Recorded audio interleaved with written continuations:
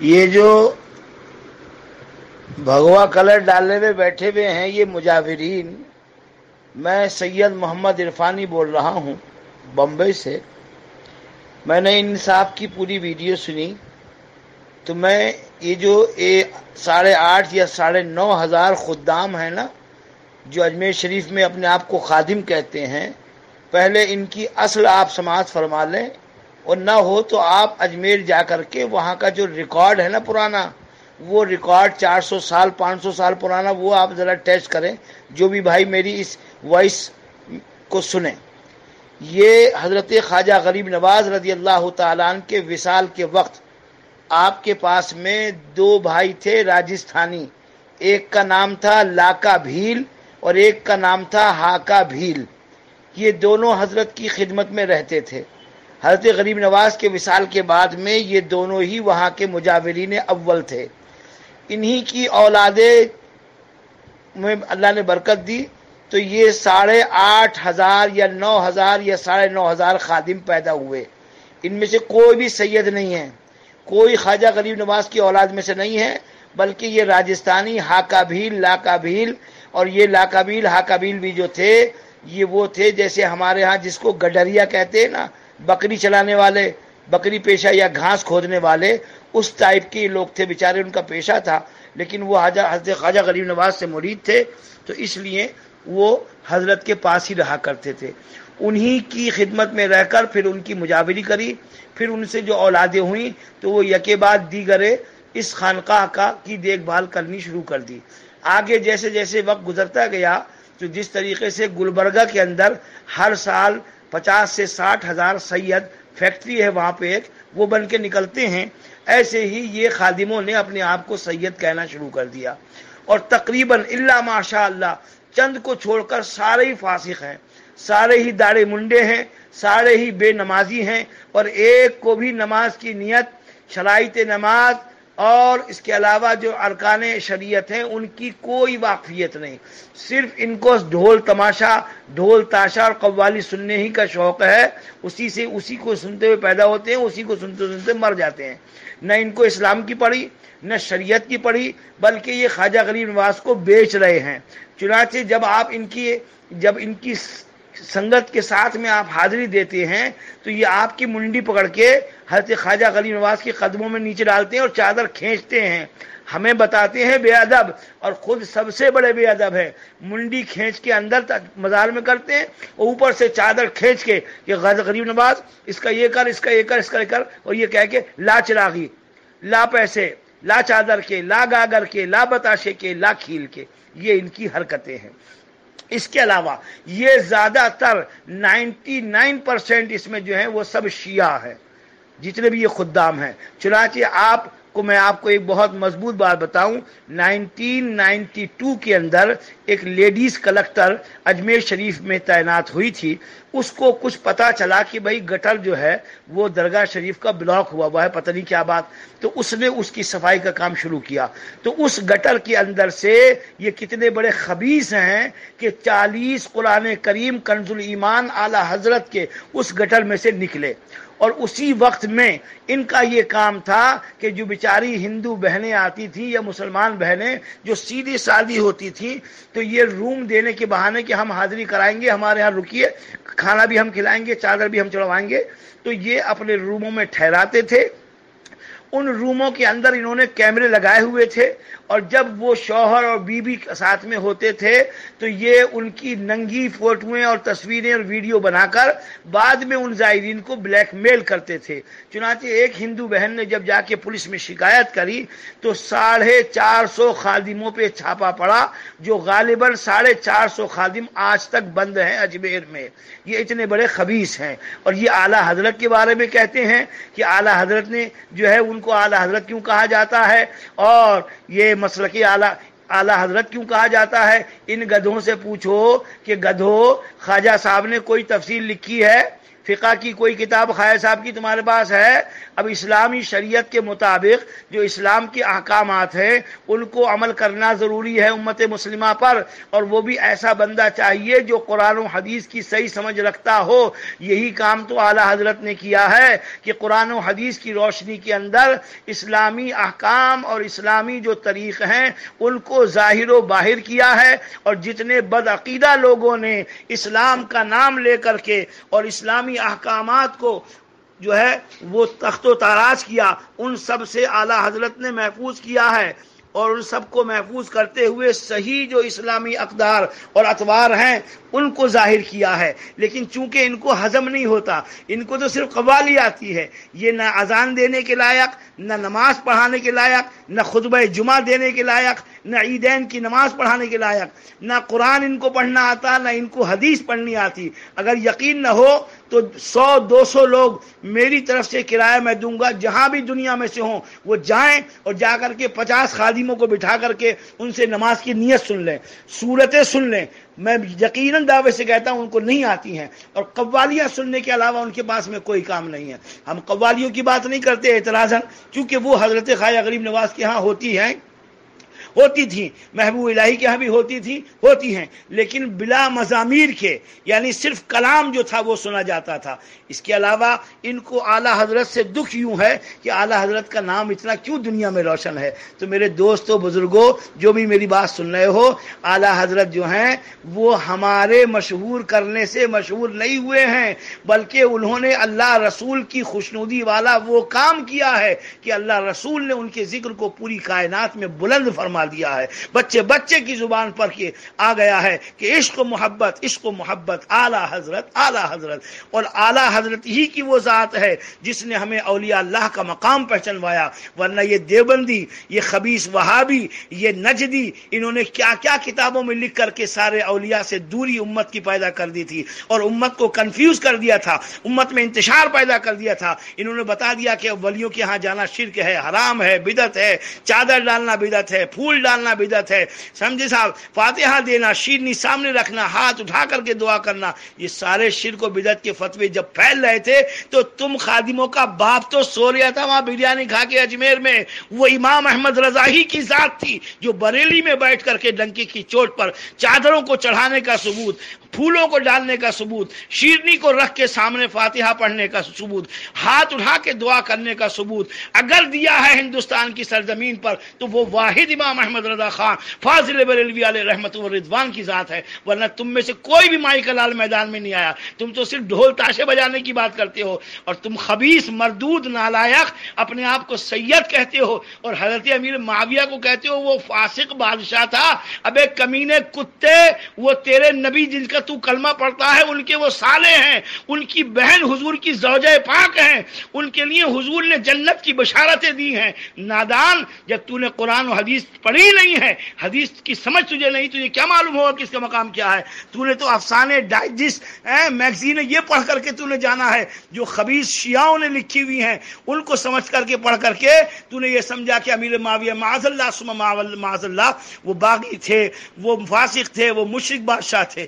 نادان خبیث، اپنی عقل کو کسی جا کر کے تیزاب سے دھو تاکہ تیری عقل صاف ہو جائے۔ سب سے بڑی بات یہ کہ تو ایک گستاخ رسول کے ساتھ ساتھ گستاخ صحابی بھی ہے، اور حضور کا ارشاد گرامی ہے کہ تم جب دیکھو کہ میرے صحابہ کو کوئی سب و شتم کر رہا ہے، جان لو کہ وہ شخص جہنم کے کتوں میں سے ایک کتا ہے۔ اس حدیث کو بخاری میں دیکھو، مسلم میں دیکھو، ابن ماجہ میں دیکھو، نسائی میں دیکھو، ابو داؤد میں دیکھو، دیگر کتب حدیث میں دیکھو، ہر حدیث کی کتاب میں یہ ملے گا کہ جو بھی امت میں سے کوئی شخص صحابی کی اگر برائی کرتا ہوا یا ان کو تبرہ کرتا ہوا، سب و شتم کرتا ہوا پایا جائے، تو چاہے وہ خواجہ صاحب کے ہاں کا ہو یا غوث پاک کے ہاں کا ہو، وہ کوئی بھی ہو، سید ہو یا غیر سید، وہ جہنم کے کتوں میں سے ایک کتا ہے۔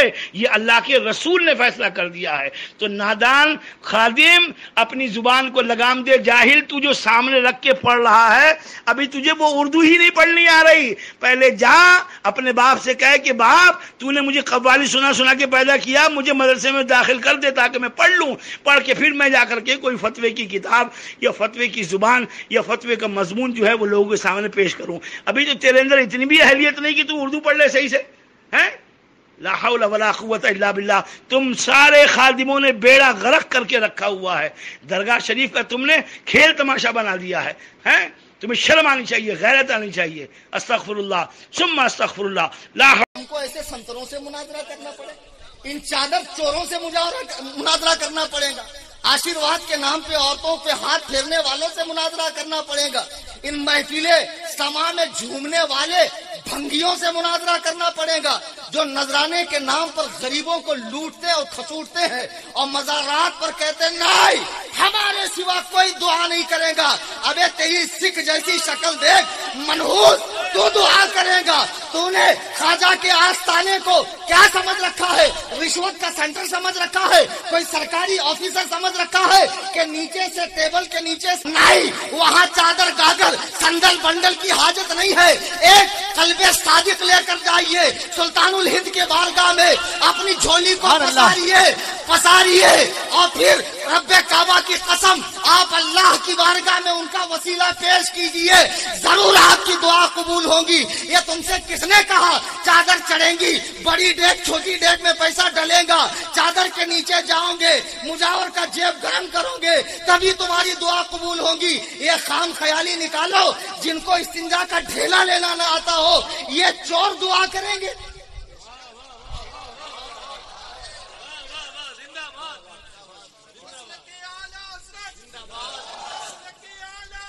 زندہ باد زندہ باد, نعرہ رسالت. اجمیر شریف جانے سے منع نہیں کر رہے, ہماری باتوں کو توڑا موڑا جاتا ہے, خارجی ہیں خارجی. ہمیں کہا جاتا ہے اہل بیت کے دشمن ہے. ارے بدبختو, وہ ہمارے امام کا سکھایا ہوا سبق ہے کہ ہم سادات کرام کا شرعی حدود میں رہتے ہوئے ادب و احترام کرتے ہیں. مزارات اولیاء اللہ پر جب بھی انگشت سنوائی ہوتی ہے دیابنا وہابیہ کی طرف سے, یہ مجاور صاحبان جن کو سورۃ الفاتحہ پڑھنی نہیں آتی یہ مناظرہ کریں گے. اولیاء اللہ کے سماع پر, تصرفات پر, اختیارات پر, حیات پر یہ مناظرہ کریں گے جن کو اردو پڑھنی نہیں آتی ہے. معاذ اللہ رب العالمین. بہرحال اجمیر شریف جانے سے منع نہیں کیا جا رہا, جائیں لیکن اپنی ذات سے وہاں کے کھٹمل مجاوروں کو فائدہ نہ پہنچائے, چادر نہ خریدے, وہاں کی الگ الگ دھات کی انگوٹیاں نہ خریدے, کڑے وڑے نہ خریدے, وہاں کا دھاگا ہاتھ میں نہ باندھے. یہ سب غیر مسلموں کی رسمیں ہیں. سچے دل کے ساتھ جائیں, فاتحہ خوانی کریں, حضرت غریب نواز کے وسیلے سے دعا کریں. اس طرح کی با ادب حاضری آپ کی دنیا. تشیعوں کا فتنہ اور کچھ خانقاہوں سے بھی فتنے اٹھ رہے ہیں, کچھ مزارات سے بھی فتنے اٹھ رہے ہیں. ایسا نہیں ہے کہ ہر جگہ مزار پہ جتنے بیٹھے ہیں گدی نشین, یہ سب گدھا نشین لوگ ہیں, سب یہ لوگ, یہ سب حق بولنے والے. دیکھو اجمیر شریف کے چادر چور مجاور, رافضی مجاور, بڑی ڈیگ میں ڈال, چھوٹی ڈیگ میں ڈال, چادر کا دے, شیرنی کا دے, ناڑے کا دے, توڑے کا دے, گھوڑے کا دے, یہ حرام خور صحابہ پہ بھونکتے ہیں, حضرت امیر معاویہ پہ بھونکتے. اجمیر شریف جائیں, ضرور جائیں. چادر چڑھانا ضروری تھوڑی, یہ کیا حماقت ہے یار. 20,000 کی چادر تم چڑھاتے ہو, تم سے پہلے چادر دکان پہ آتی ہے. جب تمہیں معلوم ہے کہ ایک ہی چادر 5-5 سال سے چل رہی ہے تو وہی پیسہ مدرسے میں دو. یہ مدرسے میں یہ 4 بچے آج حافظ بنے ہیں, اب یہ 4 مسجدوں کو جا کر سنبھالیں گے. یہ بچے مسلمانوں کے بچوں کو قرآن پڑھائیں گے, ایمان و عقیدے کی بات بتائیں گے. مدرسوں کو مضبوط کیجئے, علماء کو مضبوط کیجئے, لائبریری قائم کیجئے اور اپنے مرکز بریلی شریف کے وفادار رہیے.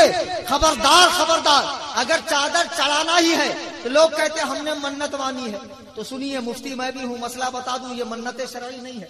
منت ہوتی ہے نماز کی, نفل کی, منت ہوتی ہے اعتکاف کی, منت ہوتی ہے فقیروں کو کھانا کھلانے کی. یہ چادر چڑھانے کی منت تھوڑی ہوتی. چڑھانا ہے آپ اپنے یہاں سے لے جائیے, اجمیر میں مت خریدیے. وہاں جتنی دکانیں سب شیعوں کی, وہاں نانا مت خریدیے.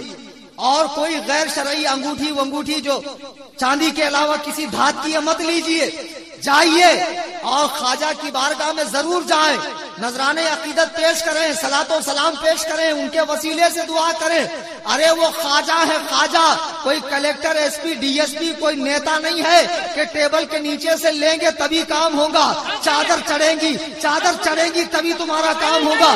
نہیں نہیں، وہ سلطان الہند ہے، عطائے رسول ہے، رسول اللہ کے خزانہ کرم کو لٹانے کے لیے بیٹھے ہیں۔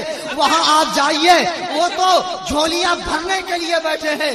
آپ کے پاس چادر کے پیسے نہیں ہے، لیکن دل سچا ہے، عقیدت سچی ہے، خواجہ سے محبت سچی ہے، اللہ کی قسم آپ کا کام ضرور ہوگا۔